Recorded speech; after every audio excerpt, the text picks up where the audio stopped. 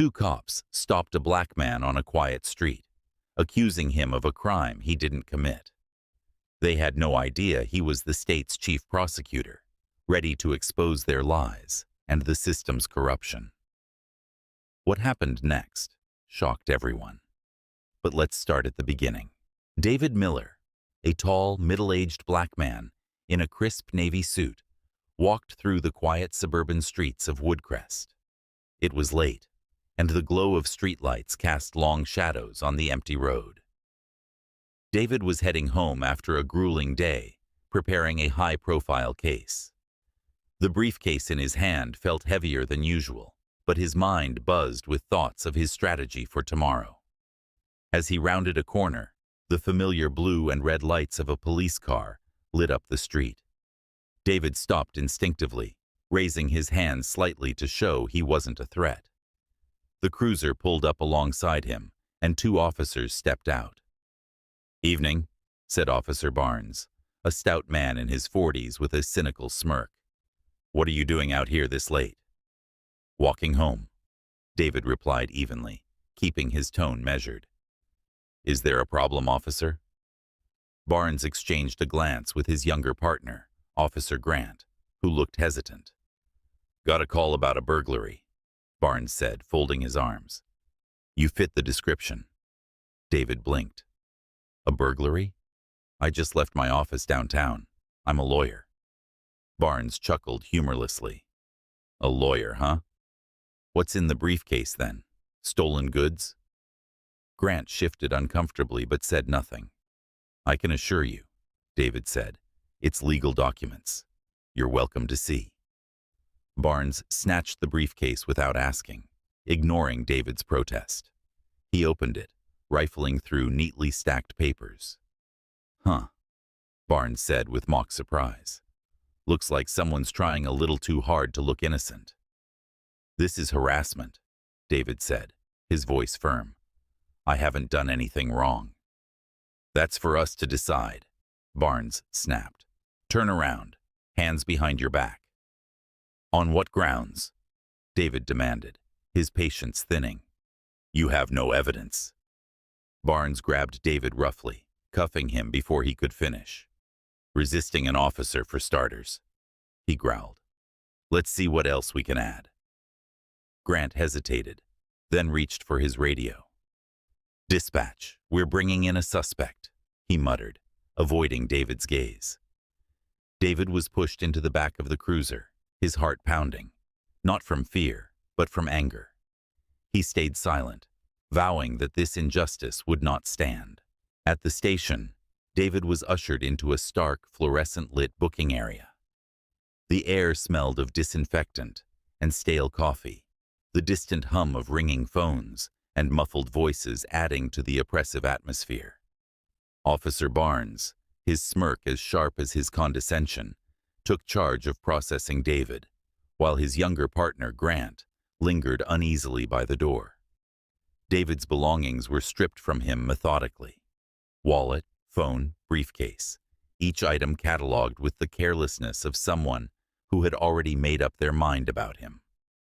As David was placed in a small, cold cell, with steel bars and peeling paint, Barnes began typing up the charges in the adjacent room. His report painted David as a dangerous criminal: burglary, resisting arrest, and possession of stolen property. The truth was irrelevant.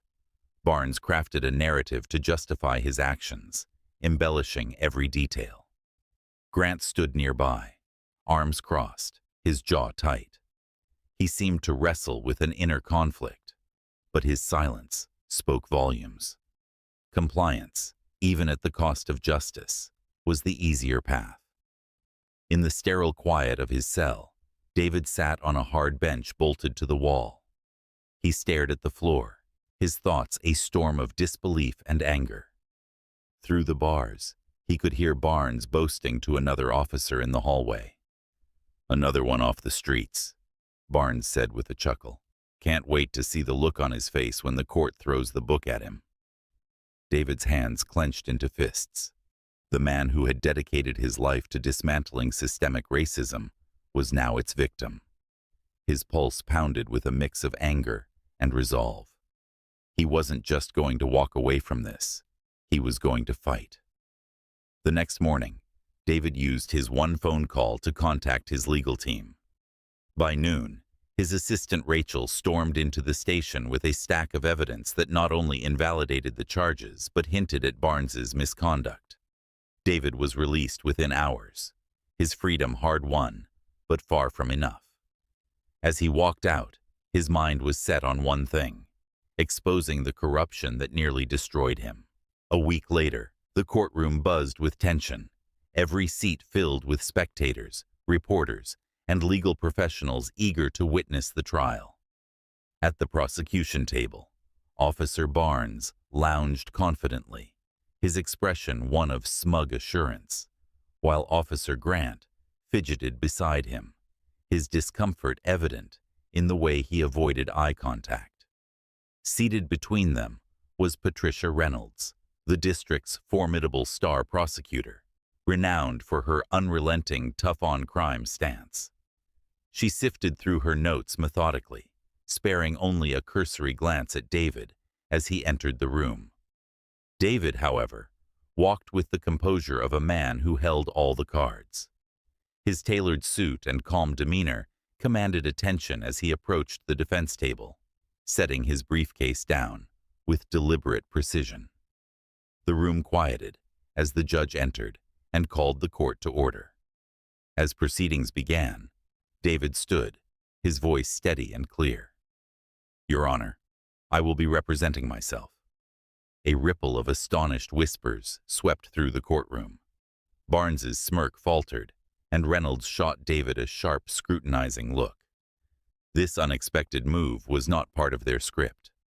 Over the next hour, David systematically dismantled the prosecution's case with surgical precision.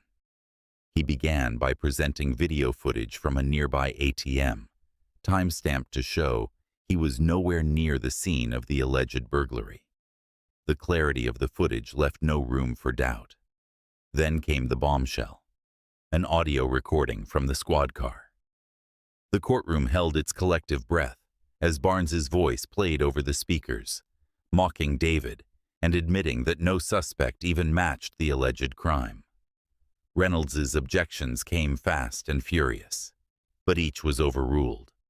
The evidence was irrefutable. Finally, David called Officer Grant to the stand. The young officer hesitated, his hands trembling as he was sworn in. Under David's measured yet pointed questioning, Grant cracked. "It wasn't right," he admitted, his voice barely above a whisper. "There was no evidence. Barnes. He told me to make it look legitimate." The courtroom erupted in shock and murmurs. Barnes jumped to his feet, shouting, "He's lying." But the damage was done. The truth had shattered their facade, leaving only the wreckage of their lies behind. With the case crumbling, Reynolds abruptly requested a recess. But David wasn't done. He rose again, his voice steady. "Your Honor, there's one more piece of evidence I'd like to submit." He approached the bench, handing the judge a file. "This is my resume," David said, turning to face the room. "Before the officers arrested me without cause, before they fabricated charges, I was preparing for this week's trial. You see, I'm not just a lawyer. I'm the chief prosecutor of this state."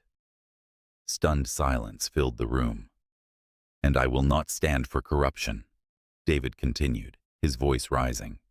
"Not in my office, not in my state, and certainly not from those sworn to uphold the law." Barnes paled, his bravado gone. Reynolds looked down, defeated. The judge called for order, and within minutes, the charges against David were dismissed. But the fallout was far from over. David filed a formal complaint against Barnes, leading to an internal investigation that uncovered years of misconduct. Barnes was stripped of his badge, and Grant, though complicit, cooperated fully, earning a second chance under probation. Weeks later, David stood at a podium outside the courthouse, addressing a crowd of reporters. "This isn't just about me," he said. It's about a system that allows injustice to thrive. But together, we can change it. The crowd erupted in applause as David stepped back, a man vindicated, but not satisfied. His fight was far from over.